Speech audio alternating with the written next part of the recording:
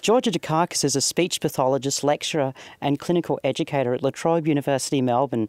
Georgia is also the coordinator of the Voice Clinic at the Trobe Communication Clinic, where the majority of referrals received are for individuals seeking voice feminisation. And in 2013, the clinic saw over 60 people. Georgia has been a member of the Monash Gender Dysphoria team since 1980, first published in the area of voice and communications needs of male to female transsexual individuals in 1983, and has continued to publish and research in this field since that time.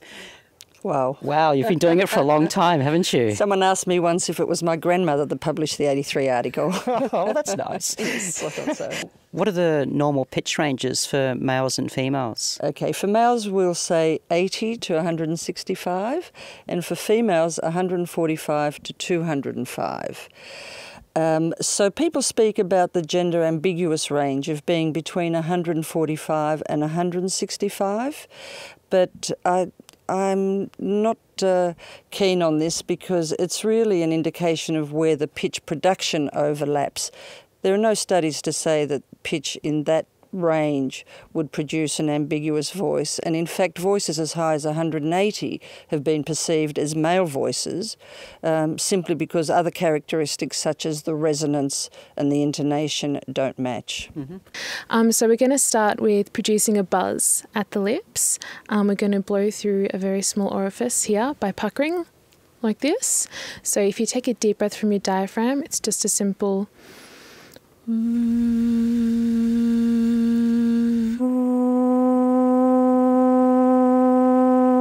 Very nice, Ashley.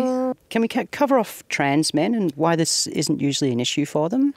Trans men are not usually referred to us simply because the hormones that they take, the androgens and the testosterone, increases the size of their larynx, and pitch is very much related to size of larynx, especially size of the vocal folds. And in trans men, the hormones increase the size of the vocal folds, they bulk them up. The vocal folds vibrate slower, their pitch is lower, and therefore they're able to achieve a lower pitch through the hormones that they take. That doesn't mean that they don't have some issues. We do see a very few number of people who have difficulty with projecting their voice and vocal fatigue, but as a whole, they're happy with the pitch that they attain. And trans women don't have that same advantage, so when they take hormones, it doesn't actually magically fix the problem for them. That's absolutely correct. So it doesn't decrease the size of the vocal folds, it has no impact on their vocal folds, so therefore they undertake therapy. Okay. What are the differences between men and women's voices? Pitch is an obvious one, but what are some of the other differences? Well, the average pitch is the obvious one. Pitch intonation. So the variability in the pitch, the colour of the voice is said to be different. Women are said to speak more with more colour in their voice. The resonance of the voice is very important. In fact, the literature shows that the best result is achieved by changing resonance and pitch at the same time. So in a biological male body, the resonance tends to be in the chest, whereas in the female, the resonance tends to be higher. So we do a lot of work with voice resonance. There are other non-voice aspects that some people work on, like vocabulary. So the exercises are those that increase pitch range and flexibility is the main point. And then once that's achieved, there are exercises using feedback from voice analysis software or nowadays some voice apps in order for the person to transfer their newly found pitch into speech and longer conversation and out into external to the clinic.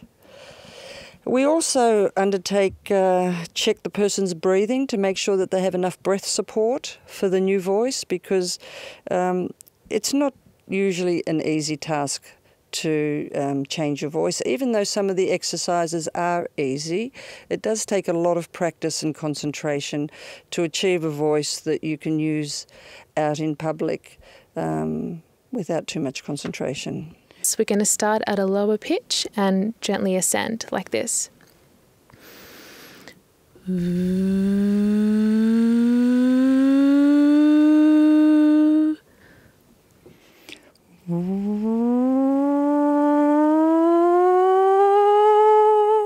How long does it take someone to find their voice? Do you find a large range? There is a huge range, unfortunately. So the literature has reported between 4 and 99 sessions.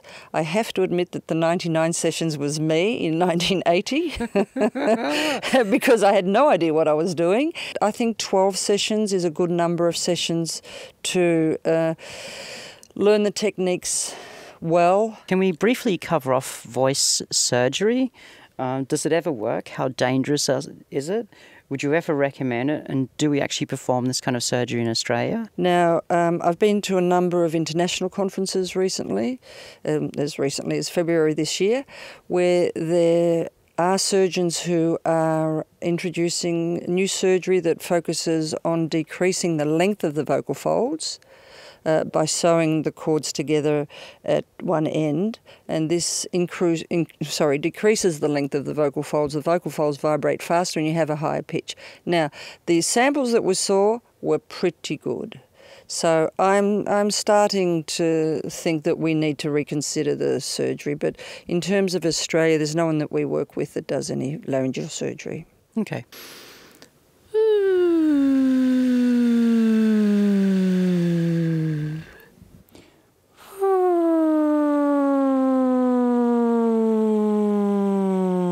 Fantastic. Did you feel the buzz all the way through that? Nothing here? Nothing. Fantastic. Does voice training that's taking place here at La Trobe help to break down transphobia, both at the university but also in the medical industry, given that you're training all those students and they're going out into the workforce? I think we play a huge role in breaking down transphobia. Okay, since 1980, I've had 3 students who didn't want to do the clinic, and I said, I'm sorry, you have to. And at the end of the day, they say, thank you very much.